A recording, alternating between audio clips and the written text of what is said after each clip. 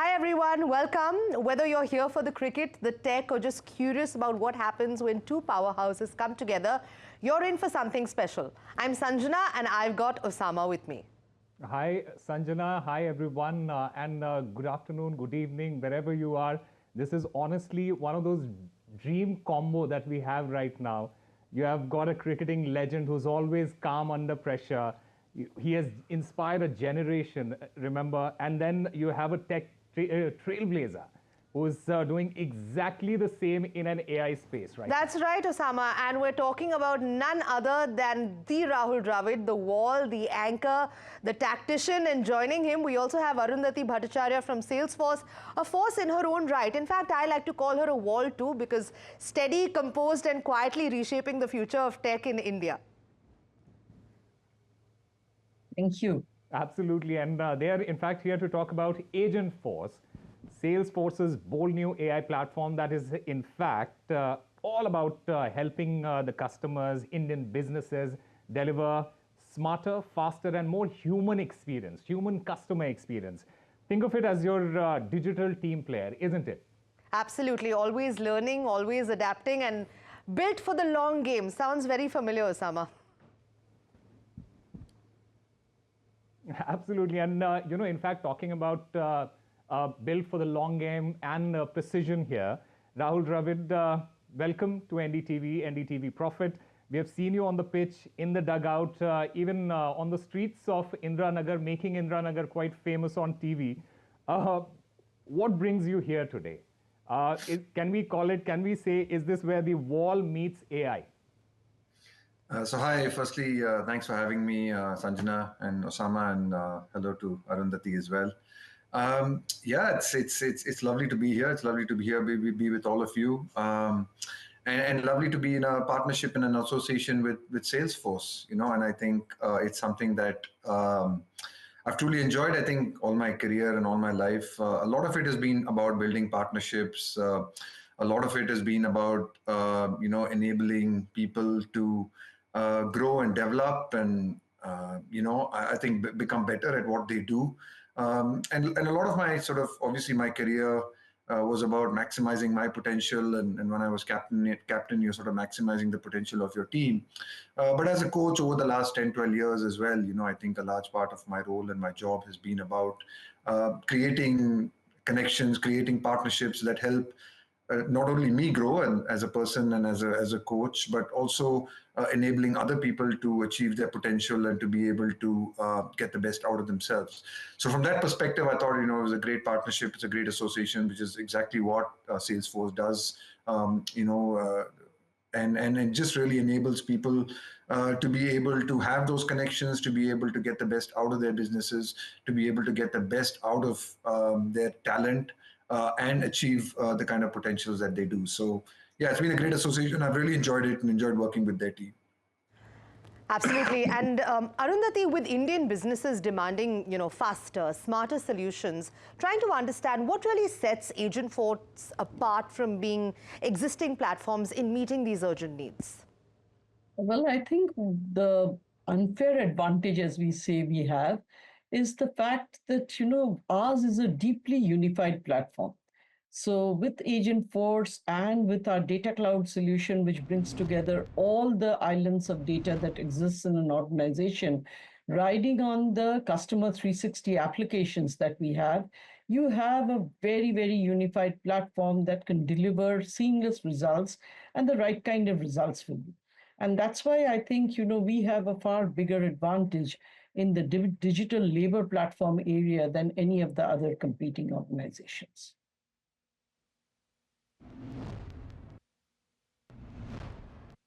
Right. Rahul bhai, I want to understand from you, when you were coaching, how much were you already relying on data? There are a lot of number crunching that is happening inside that dressing room. I want to get a sense of that. Also, now looking at Agent Force's capabilities, how do you see AI, further revolutionizing, and not just cricket, but other sports as well? Yeah, so I think in a lot of ways, cricket has always been a data-driven sport. I mean, if you think about averages and if you think about stats and the numbers and the way people I think cricket has always used a certain level of data and stats to make decisions, to make selections. And this has sort of been gone on for over years and over the decades. I think what has really changed, I think, over the last decade or so, has just been how technology and artificial intelligence more recently has been able to enhance a lot of this data and the statistics. I think there was a lot of, we would call it traditional data or basic data that was used quite a lot.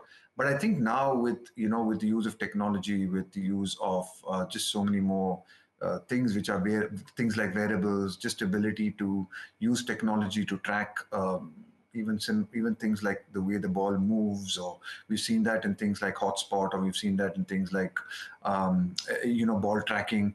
I think, and there's so much more of data that is there and available today, that is then you sort of start looking at it from a lot more advanced perspective. And certainly, I think data has always been used, but I think there's no doubt over the last, let's say, decade or so, and especially over the last 4 or 5 years, with sort of AI coming in and AI making. So there's so much of data now. I think with the help of AI and artificial intelligence, what you're able to get is people able to sift through this data a lot quicker, to be able to get solutions to a lot of the data that is collected in a more quicker, crisper, and probably more accurate manner. And so certainly in my career, I've seen it from basic rudimentary data to now where it's getting more and more advanced, and it's getting more and more, if you may say so, sometimes accurate. But it's an evolving process, and it's, I think, been a fascinating process to be a part of. I want to take you back 15, 20 years ago. Make that contrast for all our viewers, Rahul, right? From 15, 20 years ago to now, how do you think technology has changed? How are things different now? And, like you said, we have these data, we have these numbers, and it is easier for the team, for the management to go about doing their business. But 15, 20 years ago, how did you manage all of that? Yeah, so I think sort of 20 years ago, I remember when people first started bringing in computers into the dressing room, and people started bringing in a laptop and I think just store basic sort of data and try and collect some level of video, sort of just collect some level of video. You'd have the comments where people were saying things like, how is a computer going to teach us to play cricket, and what can a computer do? To the point where today, I think there are laptops and there are things in every dressing room. There are sometimes more than one analyst, a video analyst who's a part and a very integral part of teams now. So I think over the years, people have realized the value of sort of using technology, recognize that today the data that is being collected is actually enhancing performance. It can help you get better as an individual. It can help you get better as a team. Of course, I mean, in the end of the day, a lot of it is data, and what you do with that data is critically important, right? I think knowing a lot of data and knowing what how sort of to give you an example, say you may know that I am not particularly good against certain kinds of fast bowling, right? Data might be able to tell you that. But then you have to go out there and actually work on it and practice it. So what you do with a lot of that data is very, very important. But access to that, I think, is getting more and more accurate, is getting more and more sharper. And the more and more, I think, technology improves and things like AI improve. And it's fascinating for me to see it on both sides. I see it on the cricketing side, I see it on the business side as well, through Agentforce and through Salesforce, and what a big impact it can make. And I think as teams and people like Salesforce are getting smarter and smarter at doing what they're doing and analyzing a lot of this data, I think you'll start getting better and better results, and people will have to start using it a lot more than they ever have actually done. And you're already seeing that. Absolutely. And if we were to talk about the learnings for a bit, Arundhati, we're seeing AI adoption, especially in Indian B2B sectors, has been slow because of complexity and, potential trust issues. How do you think Salesforce is then addressing these barriers to accelerate this AI-driven transformation? There is still an air of hesitancy that we're seeing. So, this trust issue is something that we are trying very hard to address. Hmm. And one of the reasons why we were a little slow in bringing the Copilot to the market is because we were creating a very robust trust layer for our enterprise customers, because we are basically a B2B agent company. And therefore, we had to be very, very clear about the fact that our enterprise data, our customers' enterprise data should be very well protected. By the way, trust, is one of the highest values. It's the number one value in the company.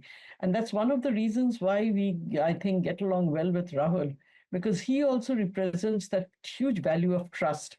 The consistency, trust, availability, all of these things, adaptability, all of these values that he portrays are exactly the values that Salesforce brings to the playing ground. And what we have seen basically, like Rahul already said, is that having data is one thing. Having insights from that data and thereafter, of course, working on the insights, that's something else altogether.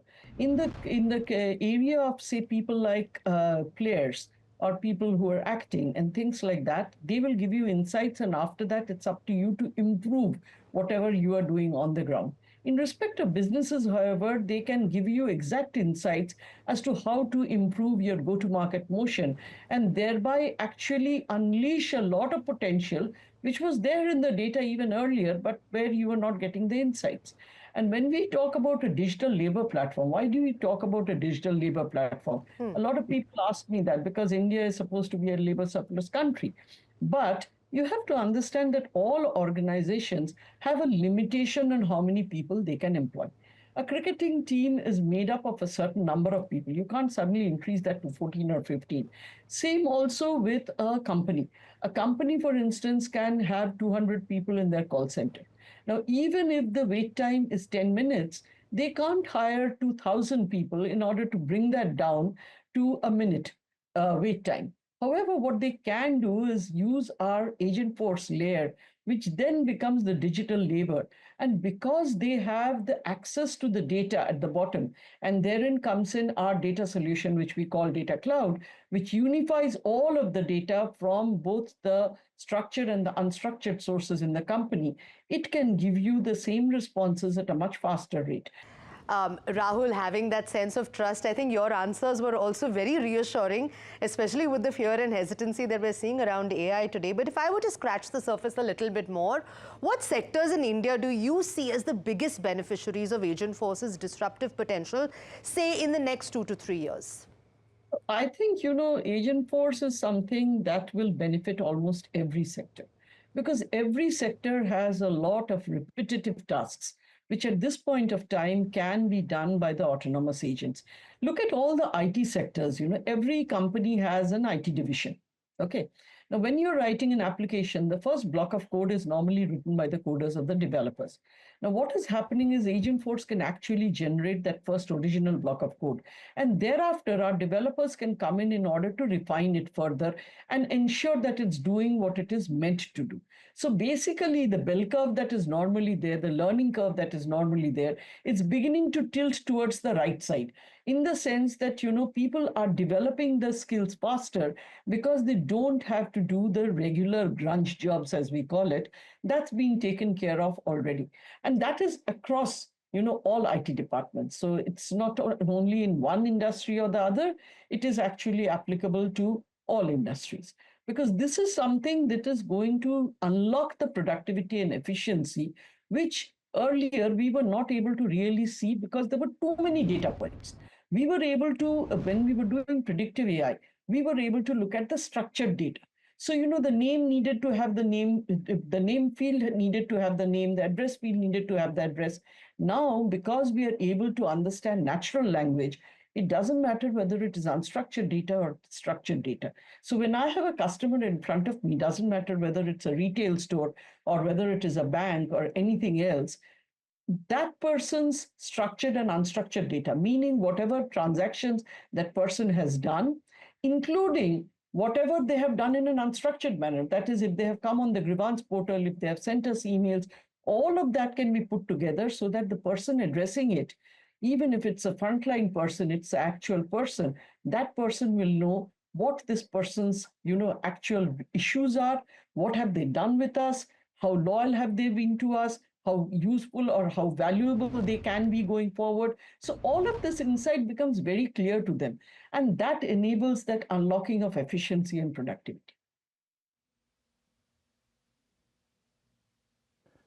Rahul bhai, speaking about the cricketing side of things, player management is one term that we have been hearing for a very long time, and especially in the context of, say, for example, Jasprit Bumrah. Now, Jasprit Bumrah is a machine himself. He's completely different from the rest of the players, but this wasn't really a concept, 10 years ago. How do you see the use of AI then when it comes to managing the health of the players and the workload on these players? Yeah, so I think that's a really good point. I think it's one of those fields where sort of technology and artificial intelligence will definitely be used a lot more. So I think when you look at sort of player management and workload management of these players, and especially when you have incredible assets like someone like a Jasprit Bumrah, you really want to manage and you want to look after those assets as long as you possibly can. And a lot of that, then I guess you're always looking to learn and you're always looking to grow and develop, right? And I think in the case of, say, someone like Jasprit Bumrah or any of these fast bowlers, right? In the past, where you would get, I guess you would learn from your own experiences, and sort of the management would learn from the experiences of those bowlers. And then, yes, you might be able to look at a certain amount of data, but that was available at that point of time. But how much of data can you physically look at, even if you were an S&C coach or if you were a physiotherapist or you're a head coach, there's only certain limited amount of data that you yourself physically can actually look at or read or get access to. But I think now with the access of sort of using AI and using technology, what you can do is that there's so much of data being collected, and it's not only just relevant to your bowlers, but there's data being collected of bowlers and of cricketers all over the world. And the more and more that data is getting collected, and the quality of that data is obviously getting better and better, it allows and it enables AI then to be able to look at that data, learn from that data, and to come up with better and smarter and maybe more accurate solutions to be able to manage players and to be able to manage player workload. How much of rest is required, how much is a maximum limit you can push players up to.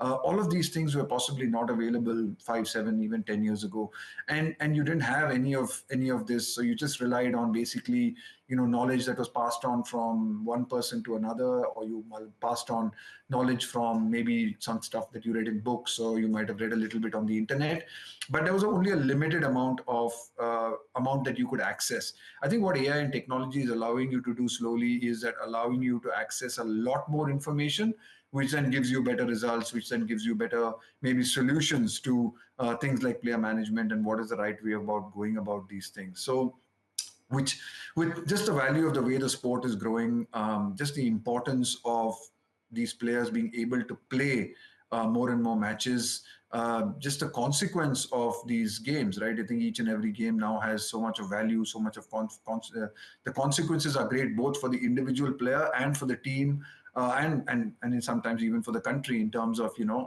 wanting that success and wanting to get the right results. So having these players on the park and managing them more professionally, more in a manner that is allows them to be able to be available to the team and the country on a more regular basis is something that's critically important. And I think using that support of AI, using that support of machine learning now, of being able to crunch that data, to be able to make sense of that data, has become all the more important. Having said that, during your coaching career, was there any moment or any period where you thought, oh, I wish I had an AI solution for this? Lots of times. I think that's the challenge, right? I think with coaching is that sometimes it's not an exactly, I think it's the thing with coaching, it's not always, it's not always like, there's no always a reason for things that pan out the way they should. I think you can use a lot of data and you can use a lot of knowledge, but in the end of the day, sometimes with coaching, there are things that happen which can't necessarily be explained, right? Because you're dealing with human beings and you're dealing with a lot of things that at this point of time you can't necessarily explain. But I guess with there are times when, especially like simple things like I think sometimes making a decision whether to bat or bowl. I mean, I'm just using a basic one. I'm just starting off right from the beginning. When you make a decision to bat on bowl, yes, you have data and you have. You can look at previous knowledge and you can look at things, but it's constantly changing and it's constantly you're still relying a little bit on your feel and your gut. Sometimes having, I guess, the more and more a lot of these decisions are then quantified, more of these decisions are recorded, you'll start getting maybe better and better answers to what decisions you should take, whether you should bat and bowl on a particular situation against a particular team, in a particular ground, in a particular wicket. So AI in times like that can certainly be helpful when you're confused and when you're looking at that and wondering, hell, what do I do now? So I think in times like that, of course, it's a matter, like I think Arundhati rightly said, it's a matter of trusting it.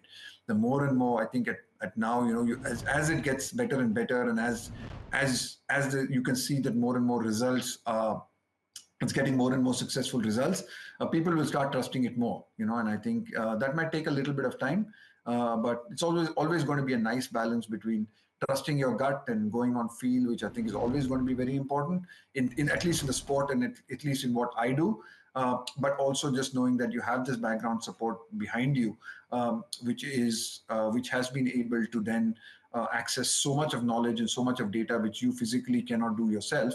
I think is a good support system and a good ally to have, so to speak. Okay, also, but from the perspective of coaching, but now for Arundhati as CEO, if Agentforce could give you one piece of advice as CEO, what do you think it would say? Agentforce would tell me that, we need to push this much further and we need to really and truly take this story to as many people as possible, which is why, we have Rahul with us.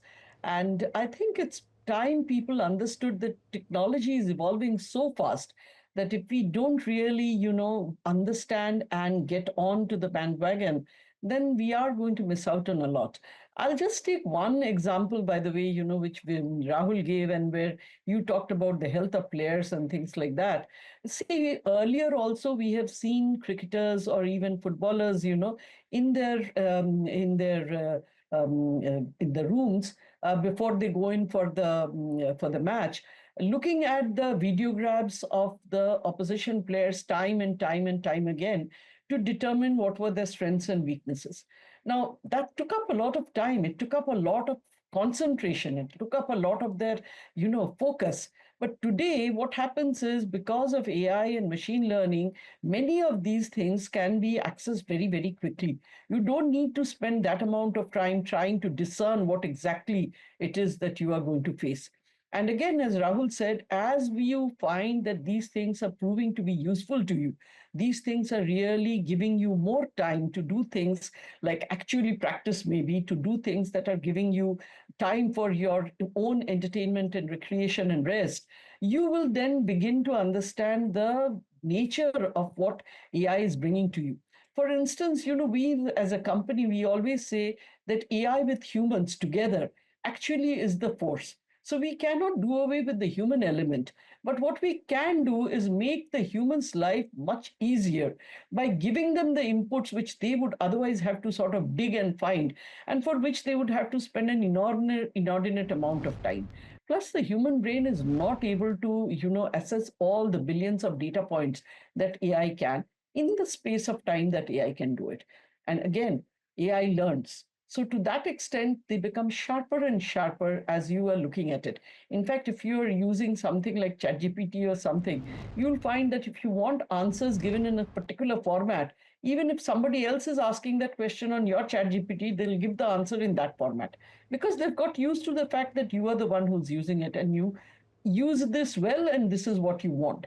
So to that extent, I think, what we will miss out is if we don't really understand the power of this change and if we don't put it to best use.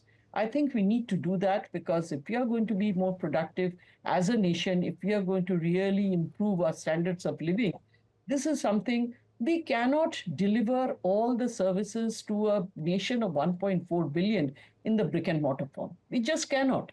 Today, you know, I was just reading the other day, somebody has done a surgery from 8,000 miles away, a robotic surgeon. Now, all of this, by the way, is powered by AI. Now, those are the kinds of services we cannot give today because we don't have brick and mortar presence in the 600,000 villages we are in. And if you remember, President Kalam's dream was to give the urban resources to the rural areas. Now, those things cannot happen unless we use AI, unless we use agent force, because that's what is going to empower us to deliver to many more what can now be delivered only to a privileged few.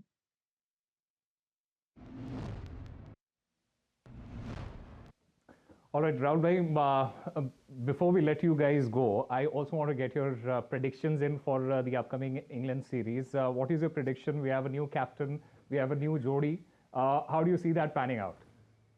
Yeah, really looking forward to it. I think it should be a great series. Should be really interesting. I think we've got a great chance. You know, I think it might be a young side in the sense that, you know, when you lose players like Virat and Rohit, it kind of you get a sense that it's a young team. But a lot of those boys who are in that side actually have quite a bit of experience as well. You know, they may not have played as much Test cricket, but they've played a lot of competitive and a lot of international cricket, and they've been around the A teams and they've been around the Indian team quite a lot. So you know, I think there's some real quality in that Indian team.